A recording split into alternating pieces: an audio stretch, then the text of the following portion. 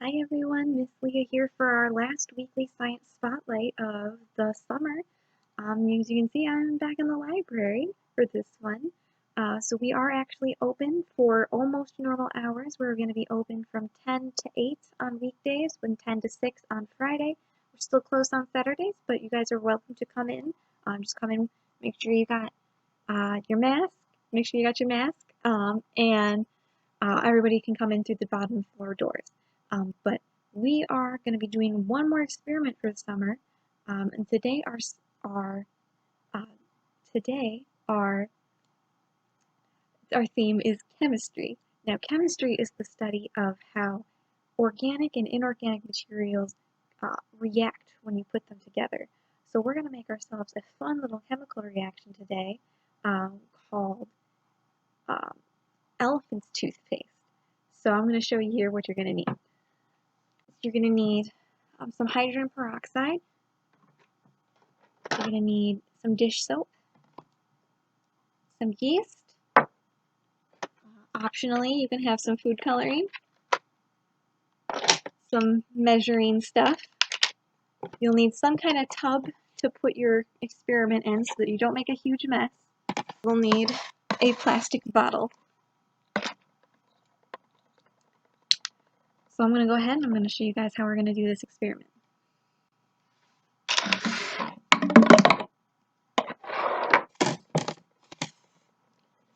Okay, so first you're going to need a half cup of hydrogen peroxide. You're going to need to pour it into your bottle. And we're going to put our bottle into our tub. So make sure that you have an adult or a parent with you when you're doing this experiment. If you have safety goggles or gloves, it might be useful to wear those because hydrogen peroxide can irritate your hands or your eyes. So just make sure you are very careful and that you have a parent or an adult with you when you're working with any kind of chemicals. So we're going to need about a half of a cup. So we're going to pour some into our cup here.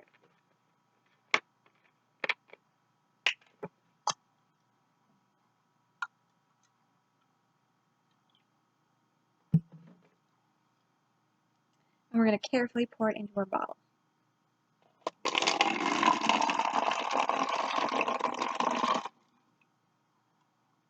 Okay, and don't drink out of this cup when you're done. All right.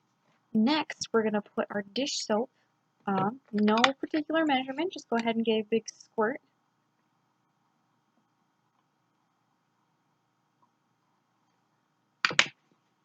And then go ahead and swirl it gently so you can mix it all up.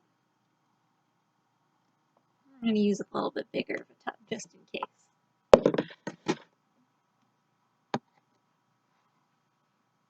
Alright, so now in this cup, we're going to go ahead, we're going to mix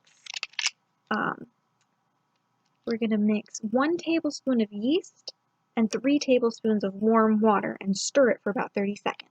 So I'm going to go get some water in this cup. Alright, then go ahead and mix that again for about 30 seconds.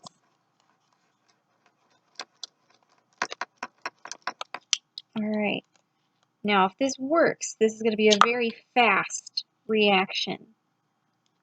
So when you pour it in, you're going to pour it very quickly, and you're going to want to step back just in case it sprays a little bit more than you expected.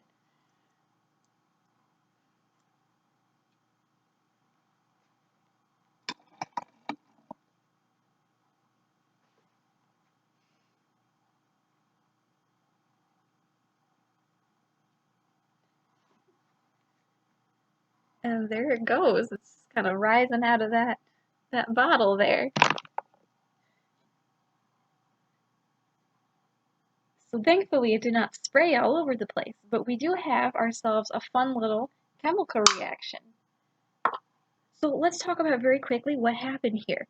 When hydrogen peroxide came into contact with the yeast, it created a reaction because these two materials, when mixed together, it causes the hydrogen peroxide to start breaking down into water and oxygen. Oxygen is a gas, so it wants to get out of there. It wants to escape that liquid as fast as it can. The dish soap that you added, however, is trapping those gas bubbles, forming a foam. So that's why we see it all just kind of spurt out like some toothpaste.